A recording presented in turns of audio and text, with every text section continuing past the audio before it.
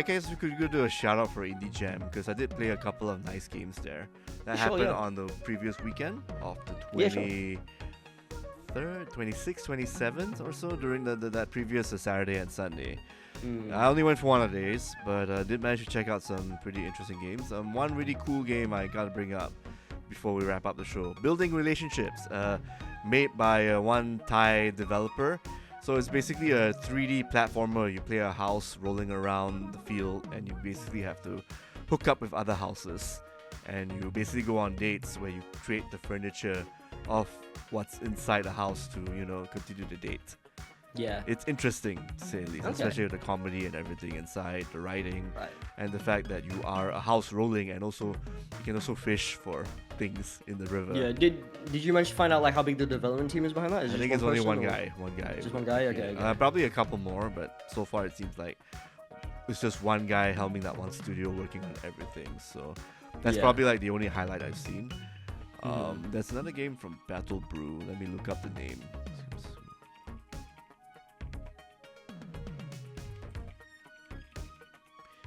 It is Love in Tiny Spaces. That's also another interesting title. So basically, you're a guy who's trying to meet up with your girlfriend in secret. So you kind of have to avoid your uncles, your aunties, your relatives. All this is an Asian-made game. So they have a lot Right, of these like yeah. ato, abang, apa tu, uncle, apa, and all that. Yeah. Becoming like watchdogs, whatnot. So you Right, basically have to okay. pull out a Metal Gear and sneak around to meet up with your girlfriend. Okay. And you've got like a special power in certain puzzle rooms where you actually get to switch the decor of the room so it becomes a different layout. So basically, if you see Okay. some barricades from the other side, you get to use this slider feature to make Mhm. the room not have barricades. They'll open a new Right. path, but you get to go through the path, and maybe the watchdog or the uncle or the auntie might get stuck in that area also. So you get to do a sliding tile thing to shift you're basically shifting the background so it matches to your Okay. favor, and also to make sure that you have a pathway to get to your girlfriend. Right. So I played like a couple of levels.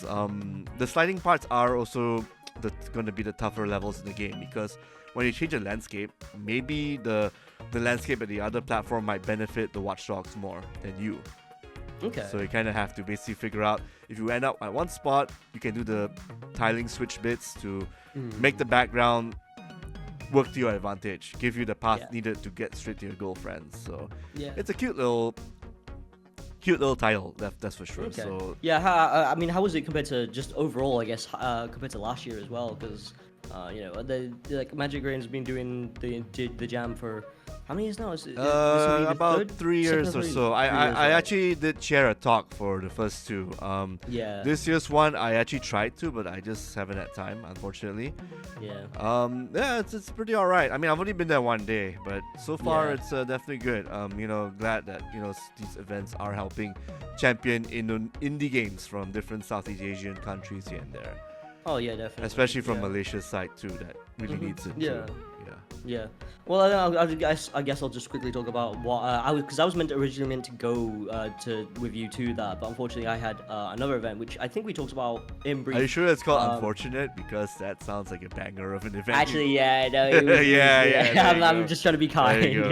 Yeah. There you go. Yeah, so I went to the Central Music and Entertainment Festival, which is essentially a festival from the company called Central, which is the kind of narrative of it is to celebrate Japanese culture and Japanese music, especially with it being on the rise over the past few years, mainly due to anime being a massive kind of a vehicle for delivering these artists and songs to the Western audience.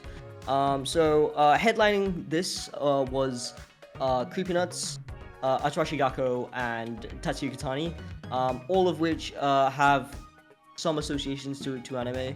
And it was great. So I had the chance to interview Must them. have been a banger of a concert, right? Yeah, it was. Yeah. So I mean, I had to get there really, really early as well because doors opened at 5. I got there at like 2.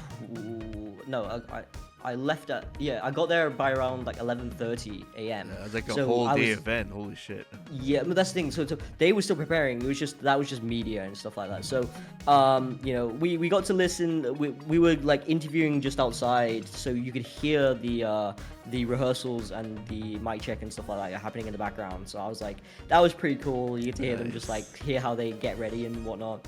But yeah, so we started off with interviewing Tatsuya Kitani. That interview's already up, by the way. That was great. He talked a lot about kind of just kind of his process, how he relates a lot of his experiences to his songwriting, especially no matter what, like even if it's an anime, he'll try and find like the slightest bit of connection and just really dig in on that as well. And that was his first time here in Malaysia as well. And then then I interviewed the duo that I was waiting to see, which is Creepy Nuts. I am a massive fan of Creepy Nuts. I've been listening to them since Call of the Night came out, which was Yofukashi no Uta, which is just a really nice, quaint little anime and manga where it's just about this guy who can't really, he doesn't like going to sleep at night, so he gets up, leaves his house and just walks around. He's a teenager, by the way, which I don't know how he's allowed to do this, but just walks around his neighborhood and he meets somebody who you suspect is a vampire. And it's just about their friendship of just like kind of the therapy of just being alone at night and just wandering and looking at the city at night and whatnot. So that the opening is an absolute banger. I was like, who the hell are these like guys? And I just fell into a rabbit hole of just listening to their music. Then it so happened that they ended up making the opening for Mashal, which just blew up. Nice. I think that was the big song they did, right? Yeah, that was the final song that they did as well. And that's what blew them up internationally. So like, they gained so much international recognition. So I'm a bit like, you know, when you find an artist and, you know, you kind of just, you want it just to be your artist, you know, you like, it's just something that only you enjoy. I do feel a little bit of possessiveness over that, but, you know, I can't help but feel... over Creepy Nuts, yeah. Yeah, right? And it's just like, you know, I am happy to see them be successful. It's just like, damn, everyone knows them now. And they only know them for this song and that song, you know? But I will admit, they played the intro song as well. The second last song was Otonoke, which was the OP for Dandadan. Yep. And that was an absolute banger as well. So, like, the entire crowd was jumping and everything. And the entire crowd was, like, chanting, like, Creepy Nuts, Creepy Nuts. Nice. So that was great. And then the last interview I did was with ATARASHII GAKKO. And these are a group that I wasn't too familiar with. My only kind of exposure to them was through 88 Rising, because I'm a massive fanboy of 88 Rising, which are an American Asian music label, and they advocate for Asians in music. And ATARASHII GAKKO, they directed a bunch of ATARASHII GAKKO music videos, and they also, I think they co-signed them as well alongside Victor Entertainment, which is a Japanese label. But I'm not too familiar with them. I only found out this afterwards, which was they've apparently been blowing up on TikTok because of just how unhinged they are. And after seeing them, they are completely unhinged. Nice. Their energy and their crowd work is incredible. Honestly, like, I was there for Creepy Nuts, but I'm glad I got to see ATARASHII GAKKO there, because wow, they are very different. Like, they are like I believe their full name translates to New School Leaders of Japan, which is what they are. They are very new school. They don't care. They're so unhinged, and they don't abide by typical Japanese standards. They are who they are, and you know, they are so weird and so unique in their own way, so unapologetically that, you know, it's magnetic, it's electric. So that was a great performance, and yeah, interviewing them and everything was great as well. They were just kind of like, we just kind of asked them about kind of their come up, because they've blown up over the past year as well, and just how do they stay so energetic, because you can already tell that, like, after the first song, they're sweating buckets on stage. So it's like, and they're in full school uniform as well. I'm like, man, that shit looks hot as well. Like, I don't know how you're not flooding the entire stage at this point. Yeah, crazy. It's but overall, an amazing experience. I absolutely loved it, and I look forward to seeing who else they bring here, because I'm a I think out of a lot of cultures I've come to learn about, I think Japanese culture is definitely something that I admire a lot. So I have nothing but an appreciation for this. All right.